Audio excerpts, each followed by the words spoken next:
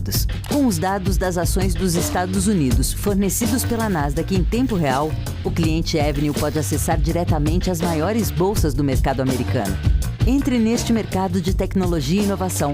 Acesse avenue.com.br/Nasdaq e seja bem-vindo ao mercado global. PNC News. Informação que gera valor.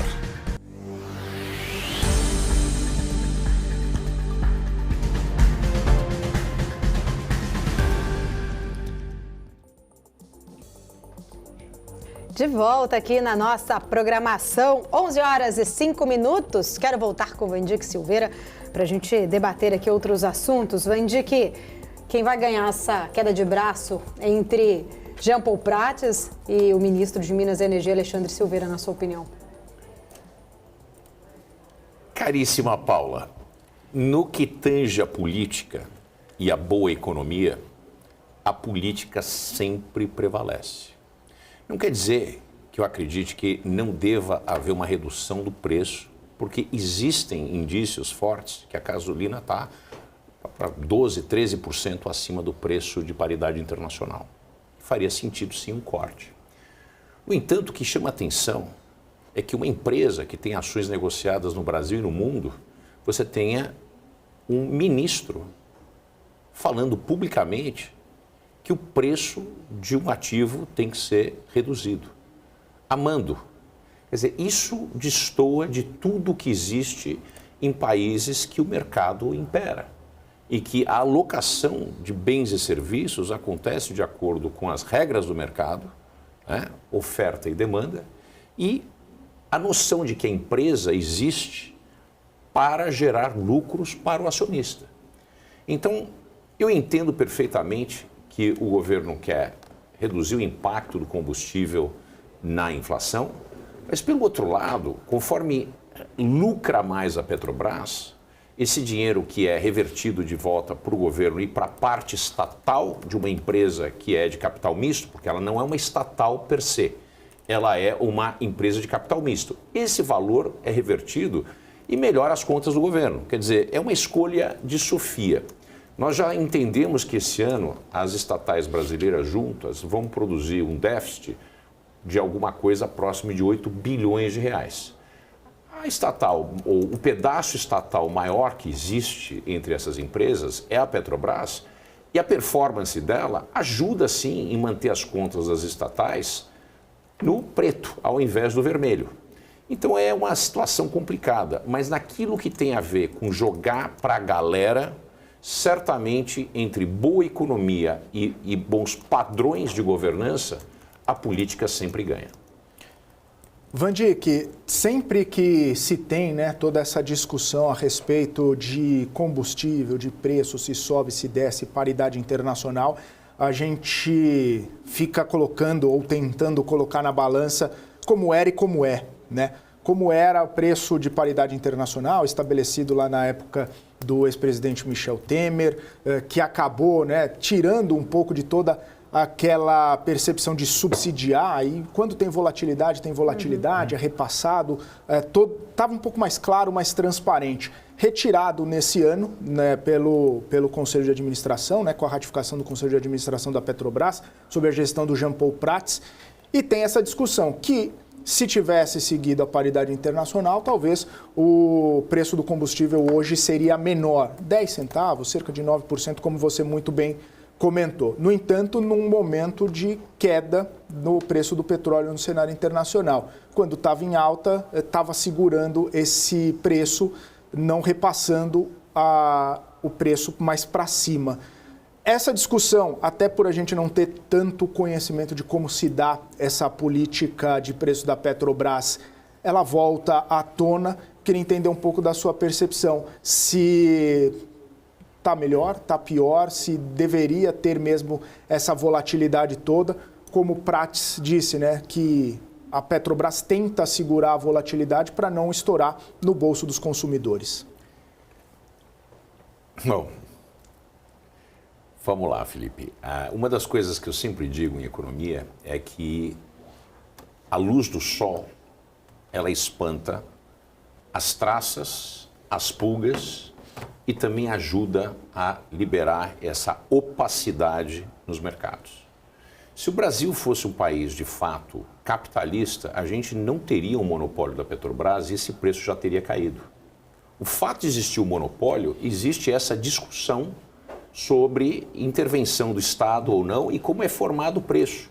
No momento que há livre concorrência e que você tem diversas entidades prospectando, produzindo e vendendo petróleo e seus derivados, o que acaba acontecendo? Nós temos, de fato, um nível de concorrência que puxa o preço para baixo. Então, onde nós estamos hoje no Brasil? Nós estamos num mundo da opacidade, onde as pulgas e as traças funcionam muito bem. Elas têm esse ambiente que as levam, né, a funcionar perfeitamente.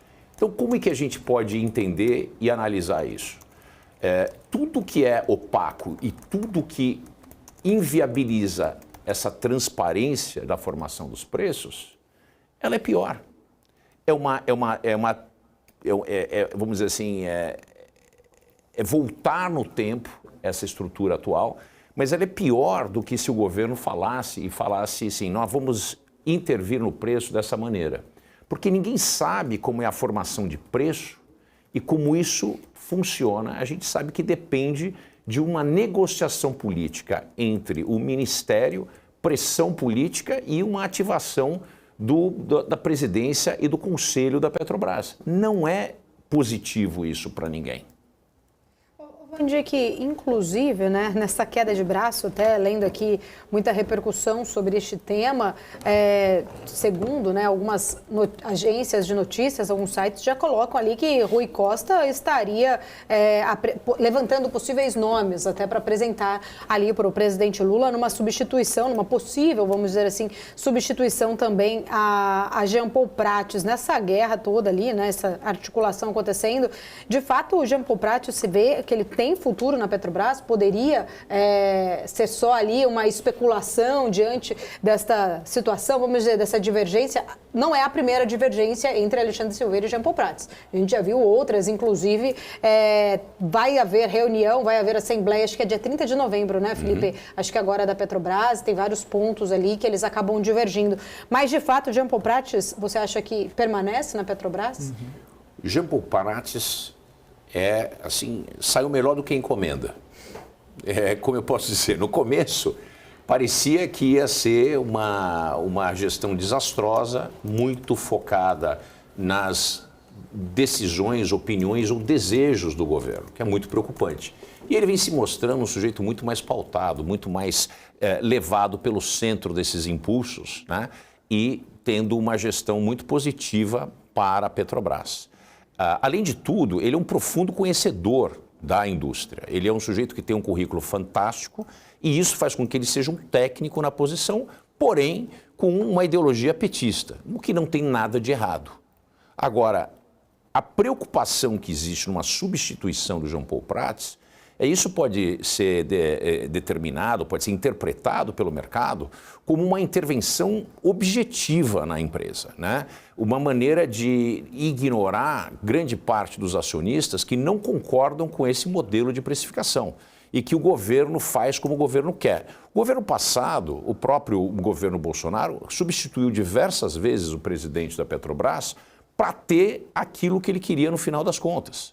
E isso não foi positivo. A gente, vamos dizer, subsidiou uma inflação menor do que a gente deveria ter tido, impactando as contas públicas com os congelamentos, não, mas a redução à força de ICMS e uma série de coisas, inclusive a ausência de repasses no final do ano passado, na metade do ano passado para o final, de repasses de aumento de petróleo. O petróleo estava vivendo alta volatilidade.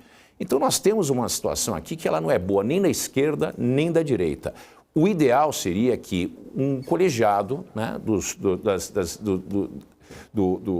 da estrutura do board elegesse uma pessoa com um foco estritamente técnico, sem nenhum viés político. Na ausência disso, o Jean Paul Prates é a melhor alternativa que a gente tem. Uma substituição de alguém que está funcionando muito bem, que vem recuperando o posicionamento e preço das ações da Petrobras que tem feito um trabalho bastante idôneo do ponto de vista de manter ou minimizar as influências do governo dentro das diretorias, porque esse foi um dos problemas do Petrolão, a presença de pessoas queridas ao governo Dilma que tinham um total desvio de conduta. E a gente não tem visto esse tipo de coisa ocorrer na Petrobras. Portanto, seria muito errado por parte do governo desafiar os seus acionistas, principalmente os acionistas privados, de uma maneira dessa, fazendo com que a intervenção seja agora declarada. Seria o análogo de mudar a meta fiscal, porque o ministro Rui Costa determinou que, de fato, não vamos atingir, então vamos parar de perseguir. Ô, Vandick, e nesse sentido, né, qual seria o impacto? A Paula citou a Assembleia, que também deve definir o planejamento estratégico e toda o plano de investimento da companhia para os próximos anos. Muito tem se colocado foco nas transições energéticas, nas energias renováveis e tirando um pouco do foco com a exploração, a produção de petróleo, que é o foco da Petrobras. Se houver uma elevação dos investimentos ou se houver qualquer tipo de movimentação um pouco mais aprofundada nessa transição energética, que não no core da Petrobras, isso pode trazer um impacto muito profundo na companhia, que acaba sendo, né, visualizada externamente, que acaba sendo foco dos investidores internacionais de energia por conta do petróleo, por conta da grande produção e da grande exploração de pré-sal que tem aqui no Brasil? Felipe, a Petrobras é uma prospectora de petróleo por excelência e faz um trabalho exímio nisso, principalmente em águas profundas. O pré-sal foi muito pouco explorado até agora, tem muito para ser feito. E existem outras áreas que potencialmente próximas a essa bacia de Campos, o pré-sal, etc., podem ter mais petróleo para ser descoberto. Existem poços submersos em toda a costa brasileira. Esse é um trabalho hercúleo e deveria ser, né, o condicionamento, o foco da Petrobras, uma vez que esse é o core business da empresa. Qualquer atividade além disso poderia ser feito sob a ótica, né, dos 3 horizontes da McKinsey. Curto prazo, médio prazo e longo prazo. Investimentos que vão gerar bastante caixa e que vão fazer o preço da ação subir e que vão melhorar as condições da empresa, curtíssimo prazo. Médio prazo, algumas prospecções que são mais incertas e o longo prazo, aqueles investimentos a fundo perdido que a gente faz sabendo que existe uma grande chance de perder. Seriam opções reais na linguagem econômica e financeira.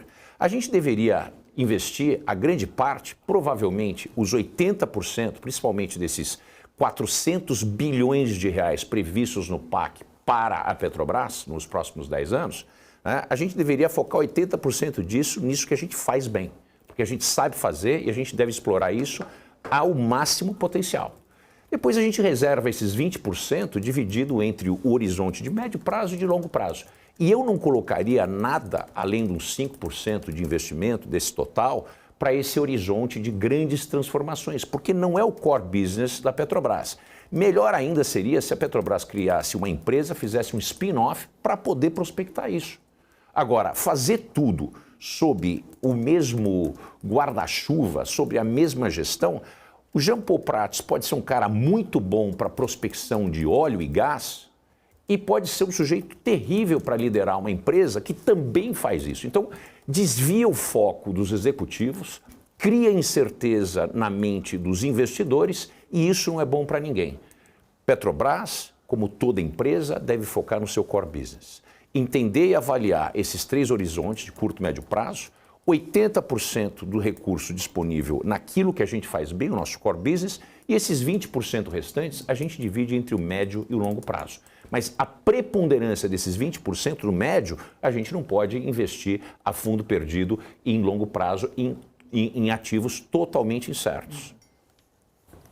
Vamos para mais um giro rapidinho aqui do nosso mercado? Vamos lá, Maurílio me chamando aqui para a gente atualizar um pouquinho mais do nosso mercado. Fala, Maurílio. Vamos sim, Paulo. Vamos falar um pouquinho também da expectativa para a abertura de Wall Street, já que, por enquanto, a nossa bolsa está sem grandes movimentações, até porque existe sempre essa expectativa para a abertura do pregão nos Estados Unidos e a influência que os números de lá podem trazer para o nosso índice daqui, né? Então, pegando aqui os índices futuros, começando justamente pelo S&P 500, expectativa de abertura em alta, com 0,05%. Nasdaq, com uma expectativa de abertura em